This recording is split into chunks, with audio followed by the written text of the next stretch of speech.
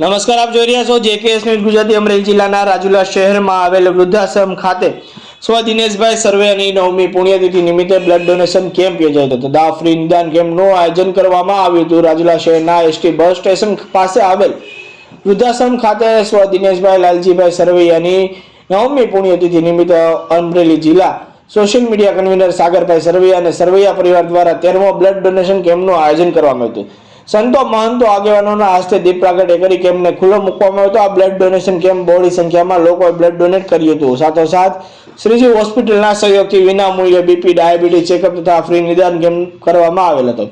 બાપા સીતારામ સેવા સમિતિ દ્વારા આયુષ્માન વયવંદના કાર્ડનો કેમ્પ ધારાસભ્ય હીરાભાઈ સોલંકીના સહયોગથી આયોજન કરવામાં આવ્યું હતું। આ બ્લડ ડોનેશન કેમ્પમાં અમદાવાદ સિવિલ હોસ્પિટલની ટીમ દ્વારા સહયોગ આપવામાં આવ્યો હતો। સાગરભાઈ સરવૈયા પરિવાર દ્વારા વિવિધ સેવાકીય લાભાર્થીઓ માટે કેમ્પ બ્લડ ડોનેશન કેમ્પનું સુંદર આયોજન કરવામાં આવ્યું હતું। આ કેમ્પમાં ધારાસભ્ય હીરાભાઈ સોલંકી, સંતો મહંતો, રાજકીય સામાજિક આગેવાનો, પત્રકાર મિત્રો, ડોક્ટરો, વેપારીઓ સહિતના લોકો મોટી સંખ્યામાં ઉપસ્થિત રહ્યા હતા। જેકેએસ ન્યૂઝ સાથે કાળોસા કનોજિયા, જાફરાબાદ। સ્વર્ગસ્થ શ્રી દિનેશભાઈની આ 9મી પુણ્યતિથિ નિમિત્તે આમ તો અમારા સાગરભાઈ છે એ દર વર્ષે બ્લડ બેંક ને બ્લડ ડોનેશન કેમ્પ હર વર્ષે કરે જ છે અને આજે તો સિવિલ હોસ્પિટલ અમદાવાદથી આખા હોસ્પિટલના લોકો આખો સ્ટાફ આવ્યો છે અને એને બ્લડ ડોનેશન કરવાના હોય।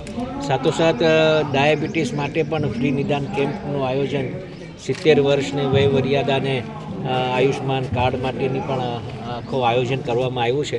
તો આવા કાર્યક્રમો જ્યારે આવી પુણ્યતિથિના નિમિત્તે થતા હોય તો આપણે બી ગર્વ લેવા જેવી વાત છે કે કોકને યાદગીરી માટે એક સ્મારક રહી જાય એના માટે આજે આ દિનેશભાઈને આ પુણ્યતિથિના નિમિત્તે જ્યારે આ બ્લડ ડોનેશન કેમ્પ રાખ્યું છે ત્યારે હું અભિનંદન આપું છું ભાઈ શ્રી સાગરભાઈને, એમના પરિવારને, અને આવા કાર્યક્રમો હર હંમેશ માટે કરતા રહે।